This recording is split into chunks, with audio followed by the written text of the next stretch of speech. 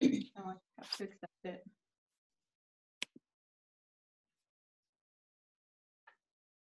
Right. So welcome to Data Ethics for All Live, everyone.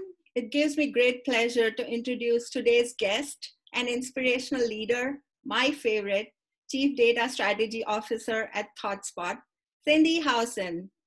Yay, Oh, Cindi. Yay. What an intro. I hope I live up to your expectations. You do. I mean, I see your posts every day and on Twitter, on LinkedIn, like, wow, you are an inspirational leader, truly an inspirational leader.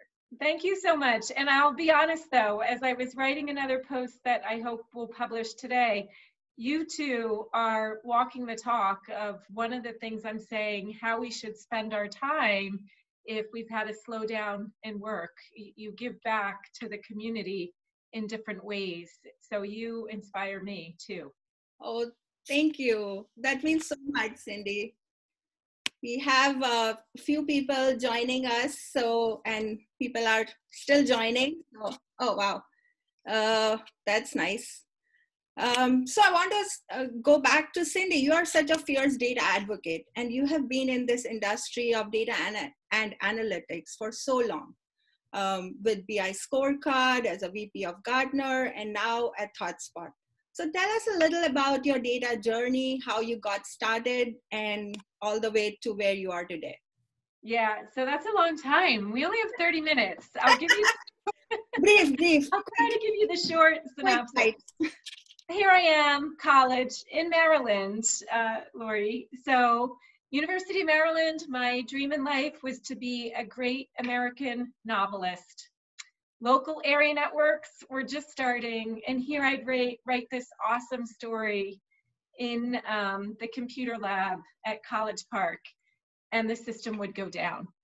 Okay, to recreate a 30-page story and like take a 0 for a class, no way, was never gonna happen. So I learned technology because I needed it. And I learned local area networking, then working for Dow Chemical in Switzerland. And I'm really more a business person. I would do whatever the business would ask. So if that was run a local area network, I did it. If it was create a report on capacity utilization in I did it using Focus and then SQL. And that actually led to what I only recently learned was the world's first global, truly global data warehouse project in 1993, 1994, and first global business objects deployment. So 30 years later, data and analytics is still my passion, but the technology we use, how we gather it has changed dramatically. Yeah, thank you for that brief bite. It's always so interesting to look back and inside people's journeys and lives, you know, that gives a human touch to everything that we talk about. Because I think with AI, the one thing that we are missing is the human touch, right? That's being eroded more and more. So I want to go back to these stories which make us human, right? Yeah, for sure. So we have had societal norms that have existed since we formed societies, right? That guide our moral behavior in terms of what is ethically right versus ethically wrong. Do such norms exist for ethical use of data science today? They exist, but they vary significantly depending on the culture of both the countries as well as the individual companies. And so it is hard because we talk about, you know, what is legally right. The legally right is a moral minimum. What is ethically right, you bring in your values both as a company and as a society. So we can talk about AI in China, where the individual does not have as many freedoms or rights as the US, for example. So this will guide how organizations design and also institute the checks and balances for ethical AI. Absolutely. And ethical AI has become such a new corporate buzzword. You know, it's slapped on internal review committees. It's a fancy job title now. Research projects are used with those names, and even philanthropic initiatives. How can organizations truly scale ethics as they scale their use of data through AI? Yeah, so I hope it's not only a buzzword, or if it's a buzzword, that would give me greater concern. It really has to be institutionalized as part of the company culture, but more importantly, the processes that we put around this. And it worries me when I read about organizations that start an ethics policy around AI and then they give up. We cannot give up on this. It's too important. We may have missteps along the journey, but we cannot give up. So I think it starts with what is the intention, what is the guidelines, and then what are the checks and balances we can put in place to ensure the ethical use of any AI system that a company creates. Yeah, true. I mean, this is so important. Without checks and balances, there's no oversight. So within a company, who is really responsible for ensuring the ethical use of AI? Is it the CEO's role? Is it the chief data officer's role? Is it the chief CIO, chief information officer's role, chief security officer's role, or the data scientist? Who exactly is to be responsible for this? All of them. Every person who collects the data, who provisions the data, who builds the AI models, who sells the AI applications.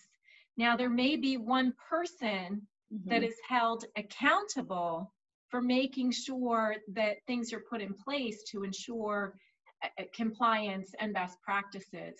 But every person needs to be responsible for this. And this is why I do think it starts with what is the culture and the values of an organization. So if somebody, let's say an AI system was built, we have this going on right now with some of the facial recognition programs. Yes. So you build a facial recognition program. Yes. Now, and I will say the data scientists, they understand what's going on. So the data scientists have the expertise. The policymakers, the C-level executives may or may not know everything that's happening. But let's say, for example, facial recognition, what's in the training data set? So we have gaps in the training data sets such that minorities are kind of left out. A lot of AI systems are not trained on data sets that have a large enough sample of people with darker skin tones. So this is Black as well as Latinos, other peoples of color. So now let's take it a step further. The data scientists have to be thinking, where do we have data gaps? Where do we have problems? We talk about ethical hackers. What you really want is an ethical AI person also saying, okay, now we've built this. We're selling this to police departments or others. How might it be abused and misused?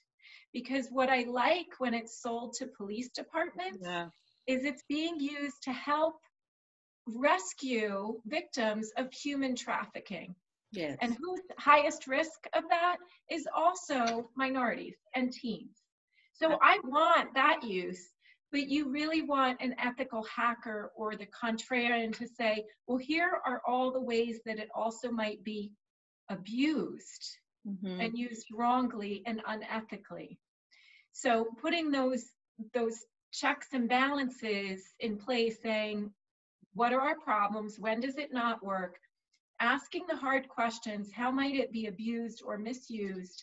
That to me is all you need. Somebody saying, whether it's a chief ethical officer, an AI board, but institutionalizing that has to be part of it. And every person has to own it. Somebody has to be speaking up saying, we might have a problem here. What do we want to do about it? Absolutely. So if I'm hearing you right, what you're saying is there needs to be transparency, full transparency around everything that we do with data. And everybody in the company who touches data needs to be responsible. And yes. Now, yeah. Yeah. Well, so transparency is a tricky thing. So we talk about explainable AI and trust. Mm-hmm. So in a ThoughtSpot world, one way that we facilitate that is that any of the queries generated, you actually can see the SQL behind it.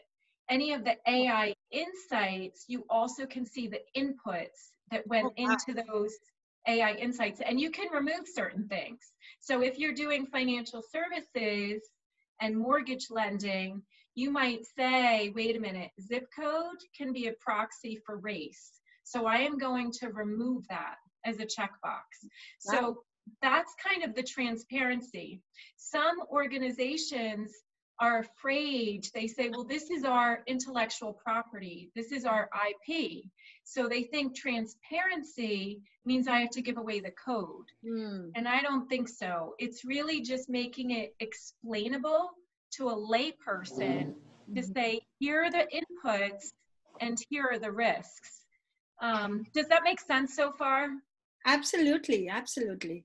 So I'll give you one example where we do not have enough transparency in AI, and this is the Compass algorithm that is used in sentencing. And there's been so many articles in the last 3-5 years trying to figure out, does it penalize more minorities, racial minorities?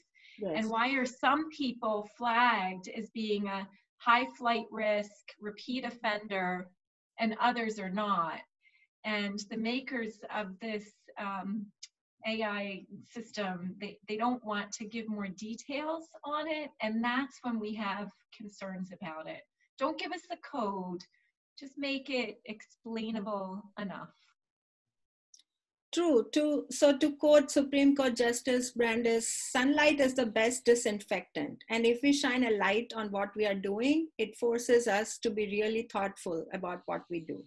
I love it, Shilpi. Yeah, yeah. Be confident. You should want your AI efforts to make front page news as a best practice. If it's going to make front page news because you have something to hide, then that gut feel like the smell test, this just does not feel right, then alarm bells should be. Yeah, absolutely. So we touched upon this briefly, and I want to go back to this because I feel that this is such an important topic. Some organizations have established AI ethics panels, while others have disbanded. We have all seen the examples of that. Besides the internal and external pressure of aligned visions to create such a panel or board, there's also the issue of maintaining independence, like the board has to be independent. Plus, ethics involves more than just creating an ethics board. It also needs an institutional framework to provide accountability. So why should or shouldn't an organization create an ethics board or a panel? Well, you don't want to cede the control just to policymakers and government officials. If you watched the Facebook hearings of Mark Zuckerberg, then you know not everyone who's creating policy understands all of the technology that goes into AI. True. And so organizations really want to be ahead of any policy and create it in concert with the policymakers so that we are, you know, not everyone is a nonprofit or a philanthropic organization. Sure. They do have to make money to pay for these things. Yes. But doing it ethically, I think, is where collaboration is the best of both worlds, really. Some tech companies actually want the government control and policies because that levels the playing field. I hope companies will stay ahead of that, though. And why do they abandon it? It's hard. It's messy. Even one person pushed back on me in a LinkedIn post saying, I don't know, I was naive, rose-colored glasses, that it's only profits that matter. I disagree. It's profits in a socially responsible way. Absolutely. That is the best way. Without that, we are not making progress at all. We may think that we are making all these strides in technology and AI and with everything that we are doing, but without the social corporate responsibility lens, I think we are failing in all the advancements that we are making. Yeah, are we failing? I don't know. Then it's that thing like, okay, do the rich get richer? Do certain organizations get bigger and then they bully people? I don't know. I still say do it right and you'll win in the long run. If you take these shortcuts, it will come back. It will come back to bite an organization. And that's what we've seen in the last few weeks. I mean, so IBM has canceled their facial recognition. Now, it didn't have a large market share, but to me, it's organizations giving up because it's hard, because we are making judgments about what is good and what is bad. Or I'll be fully honest, the person that wanted me to call it data for evil is a Gartner analyst, Mark Beyer. I'm like, oh no, we can't, that's like too extreme, data for evil. But there is a lot of data for evil out there. Yeah, for sure. So I know that you care about diversity in general, and you say that it is even more important when it comes to AI. Why is that? Because I think if you look, the majority of tech companies, and again, it varies by world region. If we talk China, if we talk Singapore, if we talk Europe, or if we talk US. But the biggest tech companies some of the biggest tech companies come out of America. And we do not have diversity in tech. Yeah.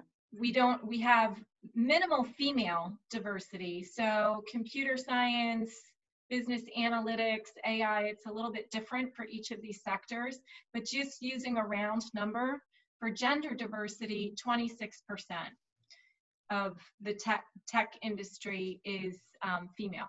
Wow. If we take ethnic diversity, Blacks, it's 3%. Latinos, it's a little bit less. And being a Black woman, 1%. Okay, this is so.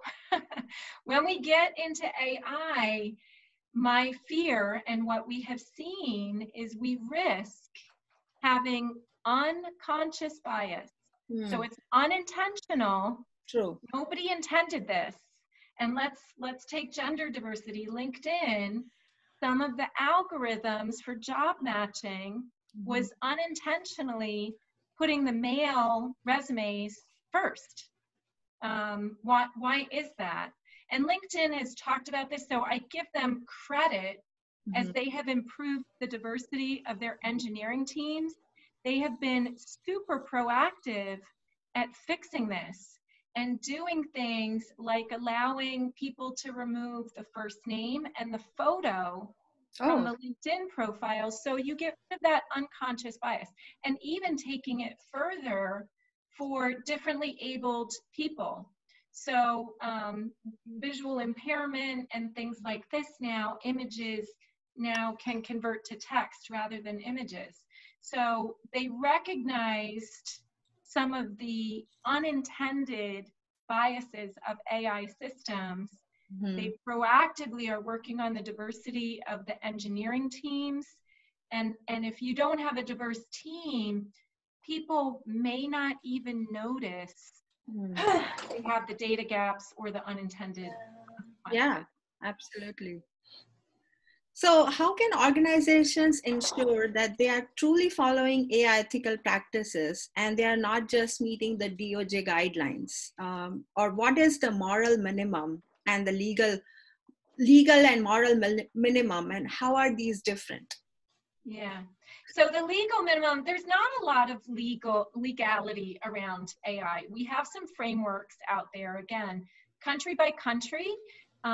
Singapore and the EU actually as a region has more guidelines, more detailed guidelines, Sure. I would say. Canada also is doing well here. The US federal government has some guidelines out there, and then certain states have guidelines out there. And they do ask for transparency, and they ask that it does not punish, weaker segments of society. So, but that's kind of it. That's kind of it.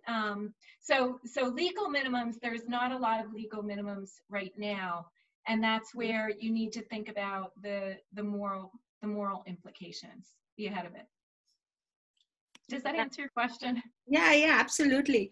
So just like, we hear about the dark web, is there something called dark data or dark AI? I know you were just touching about evil AI. Yeah. It doesn't go that way, but is there something like dark AI? Well, so dark, I guess. Yeah, I mean, there's some projects where, there's an evil AI bot, I forget the name of it, where they trained it on the worst of some of the things that were on the dark web and social media posts, and it created an evil bot. But are there things that are being done intentionally? Well, we look at Cambridge Analytica and the way that certain countries were using and continue to use social media to influence political elections. So I would say that's dark AI, dark AI.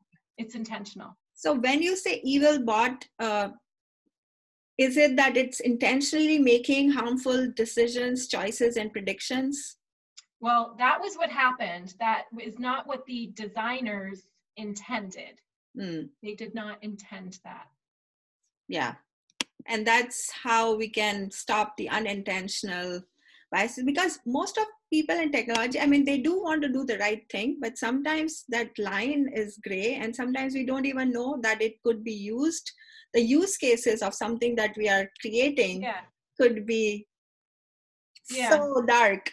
Well, I don't know. So Shilpi, I think you're as optimistic as I am, but let's talk about two examples. What about aggressive credit lending that would target minorities who really should not have been taking on more debt? Sure. So an AI system is recommending go after this segment, even though they're high risk. And hasn't that created more of a burden? So they were profiled, the data was used and profiled in a way that was not in the best interest of the applicant.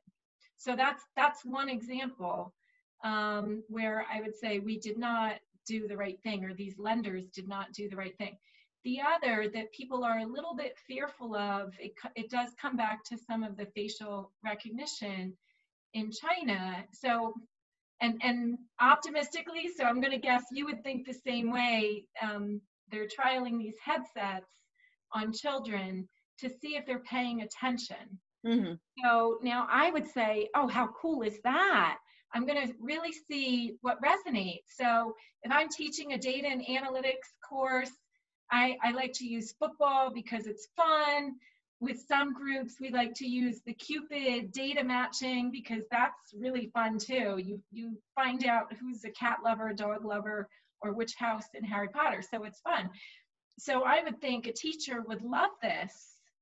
But then if the student is not paying attention, do they get shunned first by the teacher, and then they get pulled out of school, which is very shameful for the Chinese culture. So now something that maybe was intended to be good, there's actually harm, and then we leave. So was the child not paying attention because they're a little bit slow? So what, the dumb get dumber? Or is it that the teacher is not good and the child is really bright?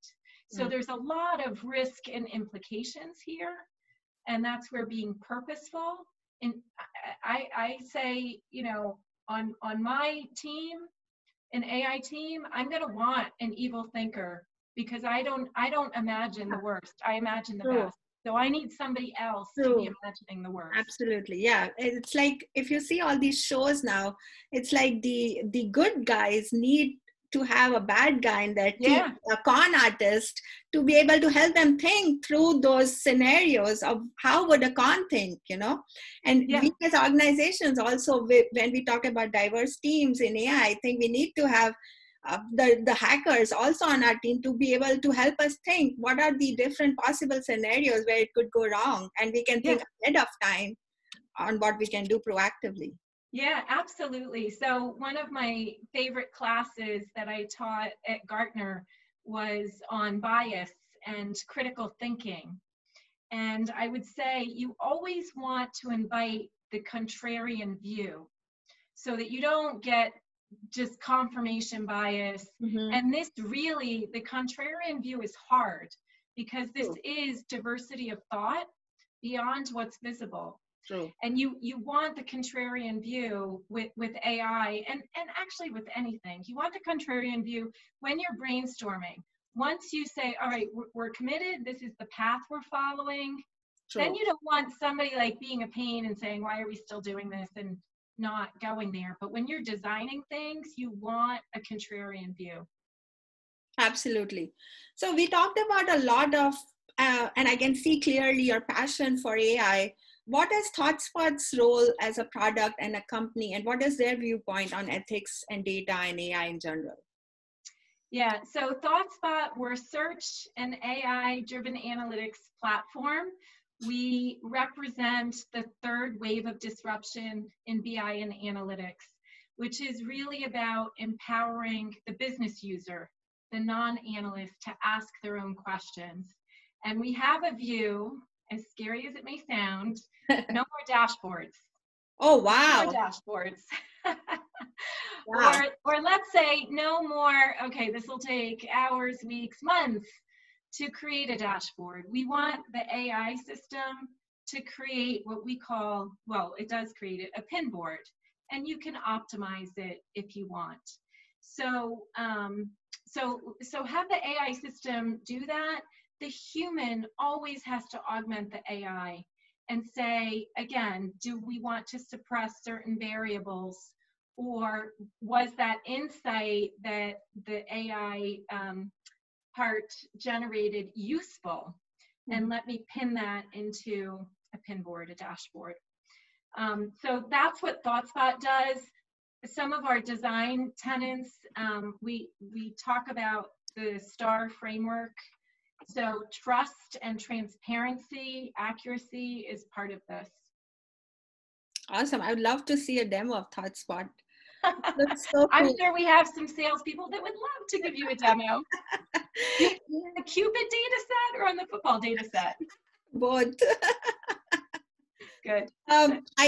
We are almost out of time, and I do have a couple of questions for you, but we have an audience question. Wants to know, can you comment on usage of AI for HR?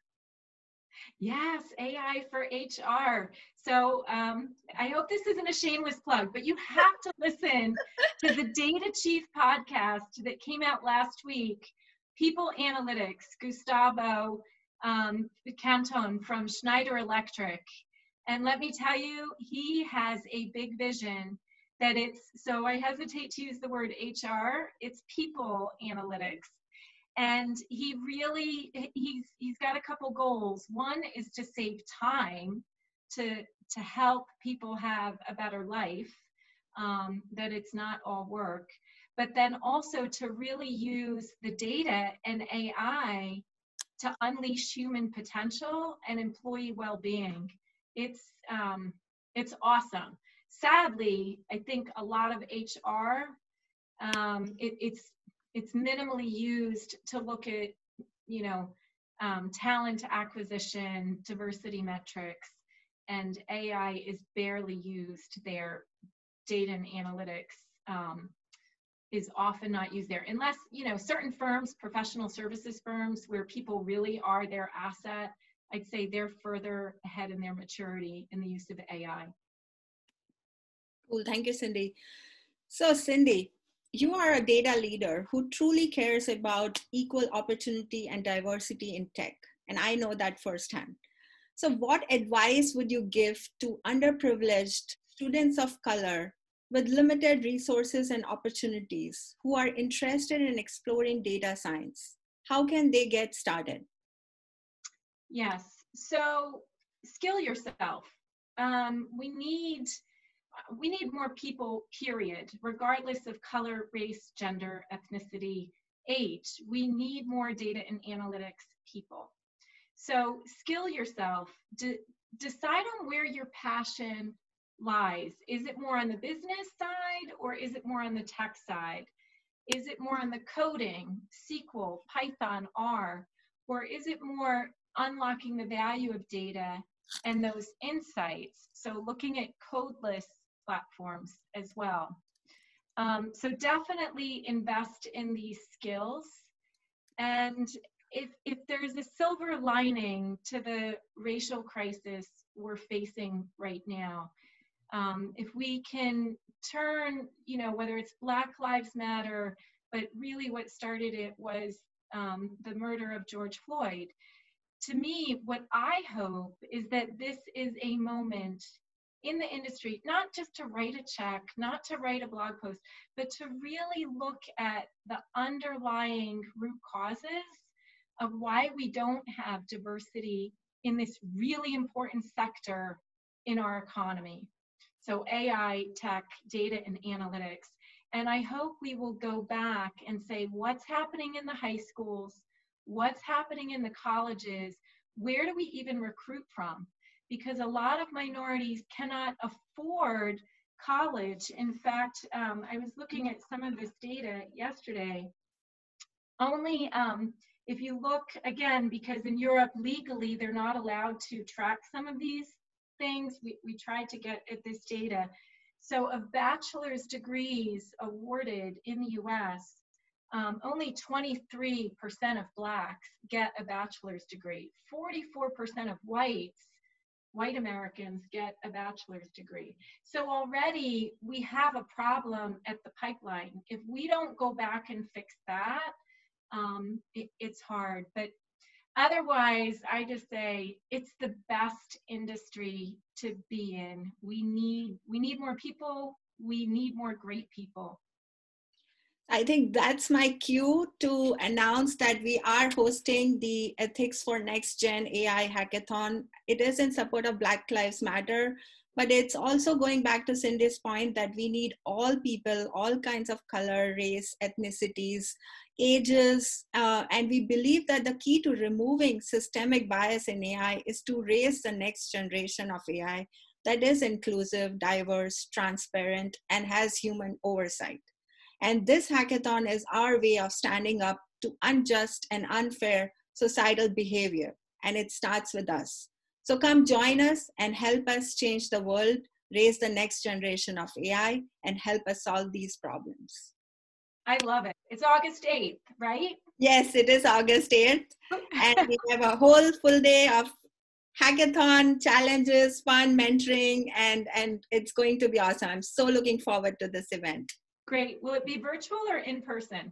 It's virtual for now. Oh, excellent. Even better. So remote people can participate. I love it.